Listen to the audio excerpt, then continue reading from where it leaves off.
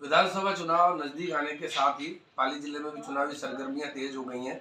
मतदान में अब 2 दिन ही बाकी रहे हैं।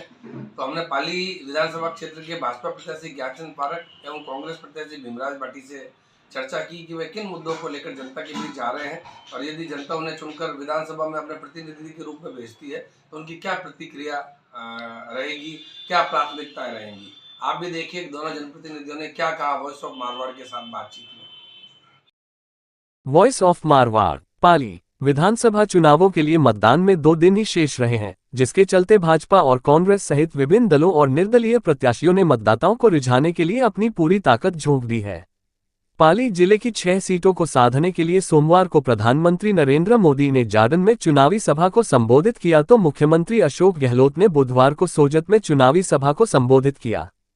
हमने पाली विधानसभा क्षेत्र के भाजपा प्रत्याशी ज्ञानचंद पारख और कांग्रेस प्रत्याशी भीमराज भाटी से चर्चा की कि वे किन मुद्दों को लेकर मतदाताओं के बीच जा रहे हैं और यदि जनता उन्हें चुनकर विधानसभा में पाली का प्रतिनिधित्व करने भेजती है तो क्षेत्र के विकास, स्थानीय समस्याओं, पेयजल संकट, प्रदूषण की समस्या सहित अन्य मुद्दों पर क्या प्राथमिकताएं रहेंगी ताकि पाली का चहुमुखी विकास हो और पाली प्रगति के पथ पर अग्रसर हो।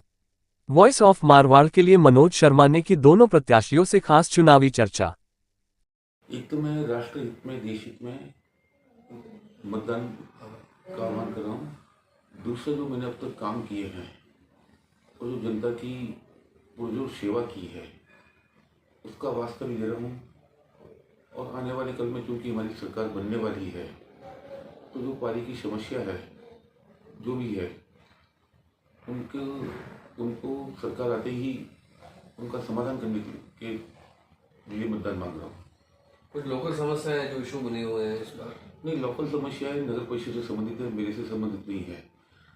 मैं कहता भी हुई 3 तरह के वोट देते हैं लोग, देश के लिए, प्रदेश के लिए और शहर के लिए।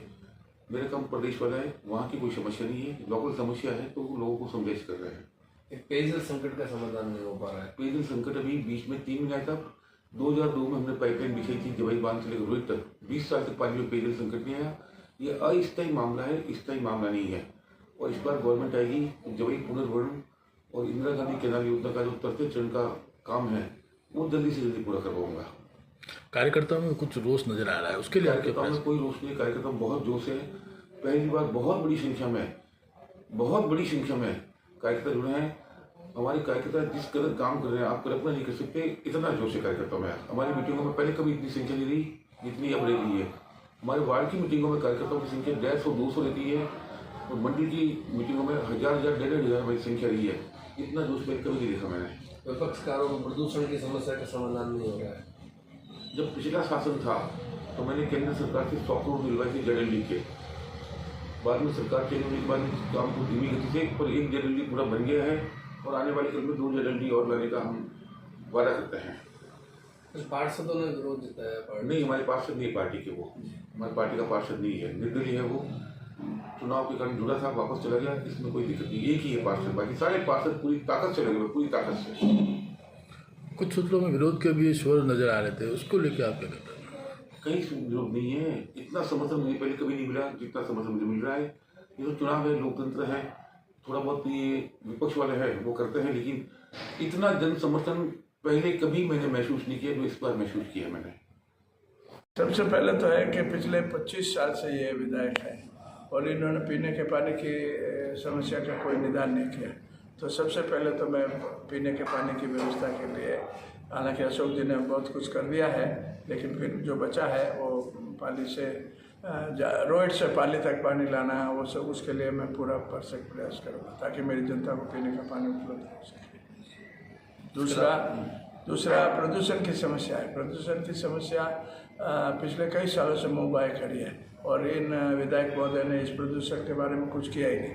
ये तो अपना मतलब MLA बनने तक का ध्येय रखते हैं। इसके अलावा जो प्रदूषण की समस्या है उसके बारे में आज तक इन्होंने कोई निदान के लिए कोई व्यवस्था नहीं करी। जबकि मेरे को अगर मौका मिला तो मैं प्रदूषण का स्थायी समाधान करने का पक्का प्रयास ही नहीं करूँगा, मैं इसका समाधान करके ही चयन लूँगा। और इसके लिए स्थायी हल जो फैक्ट्री है उससे ट्रीटेड अनट्रीटेड जो भी पानी है वो HDP की पाइपलाइन लगा के कच्छ के रण में छोड़ने के लिए, ताकि रास्ते में किसी का कोई खेत खराब नहीं हो, किसी कोई नदी खराब नहीं हो, कुआं खराब नहीं हो और वो पानी सीधा कच्छ के रण में चला जाए। और ये गुजरात गवर्नमेंट ने, महाराष्ट्र गवर्नमेंट ने ऑर्डर कर रखे हैं कि भाई इस तरह से कोई भी अनट्रीटेड पानी या पॉल्यूटेड डिस्चार्ज वो ऐसी जगह ले जाके छोड़ा जाए जिससे कोई रास्ते की एग्रीकल्चर की ज़मीनें या कोई नदी नाले कोई ख़राब ना हो। तीसरा, जो एजुकेटेड यूथ है, उन एजुकेटेड यूथ के लिए कोई व्यवस्था नहीं है एम्प्लॉयमेंट की। तो एजुकेटेड यूथ के लिए मैं, पढ़े लिखे जो नौजवान हैं उनके लिए मैं, मल्टीनेशनल कंपनीज बहुत आ गई है हिंदुस्तान में, तो उन मल्टीनेशनल कंपनीज के बड़े बड़े CEOs, बड़े बड़े CMD वगैरह को, या उनके जो HRD के हेड है, ह्यूमन रिसोर्स डेवलपमेंट के हेड है, उनको बुला के उनका मेरे बच्चे जो नौजवान पढ़े लिखे हैं उनके साथ इंटरेक्शन करा के जो योग्य होंगे उनको मल्टीनेशनल कंपनी में नौकरी दिलाने की व्यवस्था करूँगा। और जो मान लो उसमें नहीं सेलेक्ट हो पाए तो जो पीछे जो बचे हुए बेरोजगार नौजवान हैं उन बच्चों के लिए उनकी टेस्ट की, उनकी रुचि की क्या व्यापार है, क्या धंधा है या क्या लाइन वो लेकर अपना आत्मनिर्भर बनना चाहते हैं, उसके लिए मैं उन बच्चों को राजस्थान सरकार से, भारत सरकार की जो भी वित्तीय संस्था है वो उनको वित्तीय संसाधन उपलब्ध कराकर उनको अपने पैरों पर खड़ा करने का प्रयास करूँगा। चौथा मेरा प्रयास ये रहेगा कि जो पाली में ये जो सड़कें और नालियाँ और ये सब जो फैला रखी है, मतलब पिछले पुराने समय से 24 घंटे पानी, सीवरेज का वगैरह, ये सब सिटी को पूरा गड्ढों से, सिटी में सड़कें नहीं और गड्ढे से बन गए हैं। तो उस सिटी के डेवलपमेंट के लिए अब पाली जिला मुख्यालय नहीं बच रहा है, संभाग मुख्यालय बन गया है। तो संभाग मुख्यालय को संभाग मुख्यालय के स्तर का बनाकर चयन होगा। अगला जो मेरा अभियान रहेगा तो अगला अभियान ये रहेगा कि मैं पाली में यूनिवर्सिटी खुलाने की व्यवस्था करूँगा कि पाली डिस्ट्रिक्ट डिविजनल हेडक्वार्टर बन गया है, तो पाली डिविजनल हेडक्वार्टर पर एक यूनिवर्सिटी होना चाहिए ताकि बच्चों को एजुकेशन के लिए पूरा व्यवस्था हो सके और वो बच्चे यहीं एजुकेशन लेकर अपना भविष्य सुधार सके। चौथा मेरा ये रहेगा कि पाली में जो ये आम जो एक भावना बन गई है कि पाली तो डूबते जा रहा है, पाली तो डूबते जा रहा है, विकास थम सा गया है, तो वो विकास को गति देने के लिए मैं वो सब व्यवस्था करूंगा जो एक विधायक को करना चाहिए।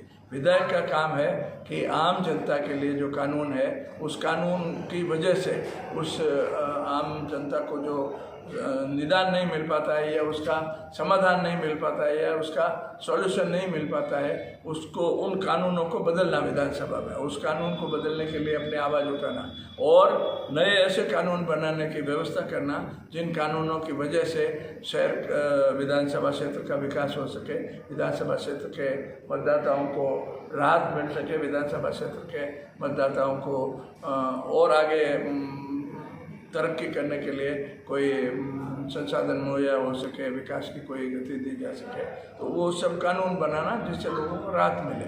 तो ये काम है MLA का, विधायक का। और विधायक कितना बड़ा आदमी है ये जो माननीय विधायक है इनको खुद को ही पता नहीं है कि विधायक कितना बड़ा आदमी है। ये तो अपना लिमिटेड, इनका मकसद एक ही है कि किसी तरह से कुछ भी करके जीत जाना और जीत के फिर आराम से अपना वो चलाना। और विधानसभा क्षेत्र के लिए जो नई नई स्कीम है, जैसे एग्रीकल्चर है, एग्रीकल्चर में बारिश की सीजन बदल गई है, पहले बारिश कुछ और समय होती थी, अब कुछ और समय हो गई है। फिर हमारे बाजू के ज़िले में जालौर में वो अनार पैदा हो रहे हैं जहाँ से सैकड़ों ट्रकें रोज़ भरी जा रही है। बाड़मेर जैसलमेर में ये पिन खजूर पैदा होते जा रहे हैं, तो पिन खजूर 400 रुपये किलो में पिन खजूर बिक रहा है बाड़मेर जैसलमेर का। जालौर की अनार सबसे बढ़िया अनार है, वो अनार सैकड़ों ट्रकें भर के जा रही है। इन्होंने पिछले 25 साल में कृषि को विकास देने के लिए, कृषि के लिए कुछ करने के, उसको तरक्की, किसानों की तरक्की के लिए इन्होंने कुछ नहीं किया। मैं एग्रीकल्चर एक्सपर्ट्स को बुला के उन लोगों को, काश्तकारों के साथ व्यवस्था सामंजस्य बिठा के उनके साथ बैठक करा के मैं उनको कृषि की जो नई तकनीक है वो नई तकनीक उन एग्रीकल्चर एक्सपर्ट्स है, कृषि विशेषज्ञों से वो जो टेक्निकल एडवाइस है, मतलब टेक्निकल को क्या बोलते हैं, जो तकनीकी जो उनको ज्ञान है वो ज्ञान में उपलब्ध करा के किसानों की तरक्की के लिए, किसानों की बहबूदी के लिए मैं सबको काम करूँगा। ये जो प्रदूषण की अपन ने बात करी, तो ये तो आपके लिए है कि आप प्रदूषण की समस्या का समाधान चाहते हैं, किसानों को राहत प्रदान करना, लेकिन एक छवि है आपकी कि आप औद्योगिक इकाइयों के इंडस्ट्रीज के जो है आप विरोधी हैं, तो उद्योग धंधे समाप्त हो जाएंगे, ऐसा एक। मैं खुद इंडस्ट्रियलिस्ट रहा हूँ। बेंगलोर में मैंने इंडस्ट्री चलाई 18 साल तक। इंडस्ट्री जब तक पैसा कमा के, भरपूर पैसा कमा के नहीं दे सकती, जब तक इंडस्ट्री 24 घंटे नहीं चले।